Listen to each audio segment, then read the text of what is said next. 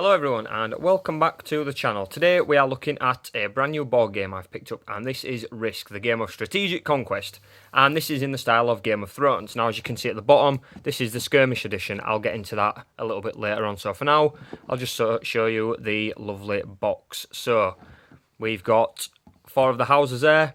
We've got the Starks, the Lannisters, the Targaryens and the Baratheons. These are 4 of the big houses in Westeros in Game of Thrones. So we'll just we'll go around the edges of the box just so you can see what kind of artwork it is. For some reason it's ages 18 plus, 2 to 5 players. Now there's nothing violent in this game. There's no, nothing of a graphic nature. I think they've just thrown up 18 plus just because it's set in the Game of Thrones universe, which is, a little bit strange. I mean, the TV show is definitely an 18. So we'll just bust it open. First off, we get the Skirmish Edition rules. Now, as I said before, the Skirmish Edition is it's a slimmed down version of the big super version of Game of Thrones Risk. Skirmish is essentially just a basic version of Risk, and the aim of the game is quite simple. You have the game board just here. I'll slide that out of the way for the minute. Just bear with me a sec while I set up this. Now, you might not be able to see the full board on the camera, which I do apologise about, but I'll try and squeeze in as much as I possibly can. So anyway, so there's the board. If I just tilt the camera, I can show you. So there's the whole of Westeros. That's the north up there. And there's down the south where the dirty King Joffrey once reigned. So, like I say, the aim of the game is you have a certain number of soldiers and you place them on specific territories, and you have to then move across the board, attacking other territories, effectively invading them, conquering them, and the winner of the game is the one who owns the majority of the board when the game ends. So that's how Risk works. Like I said, there is a bigger version of this. It has got a lot of Game of Thrones inspired rules in it. So there will be hero characters to use. There will be house specific missions and things to partake in.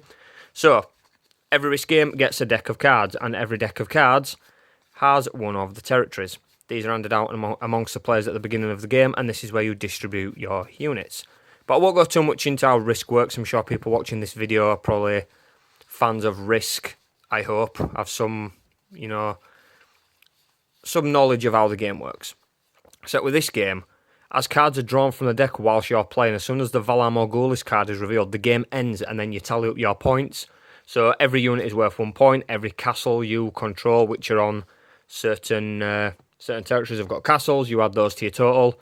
The winner is the one with the most points. Simple enough. So onto the pieces. Again, standard Risk. You have 3 attack dice, 2 defense dice, and we have 5 separate houses. So I'm going to try and get these right by just looking at the pieces. So that is the Baratheons. The house is the Stag. That's pretty cool as well. Embossed Game of Thrones logo there. Next, the grey ones, those are the Starks with the wolf house seal. Next, we have yellow or gold-coloured pieces for the Lannisters, and that is, of course, the lion. I won't go through the house mottos like a Lannister always pays his debts, winter is coming. I can't remember the Baratheon one. This one is the Tyrells, and that's a rose. I think their motto is growing strong. And these sun symbols are for the Martells in Dawn, which is effectively, if you saw the Westerosi map as a fantasy map of Europe, Dawn would be Spain, Portugal, that kind of place. So yeah, and as you can probably tell from my accent, I would be from the north, Winterfell. So yeah, I'll be living with the Stark, so that's just me being optimistic. So that's all you get in the Skirmish version. It's the very basic version of the game. I would like to pick up the bigger version at some point, but it is a lot more expensive. This cost me £20, and the giant version, I'm sure it costs around 60.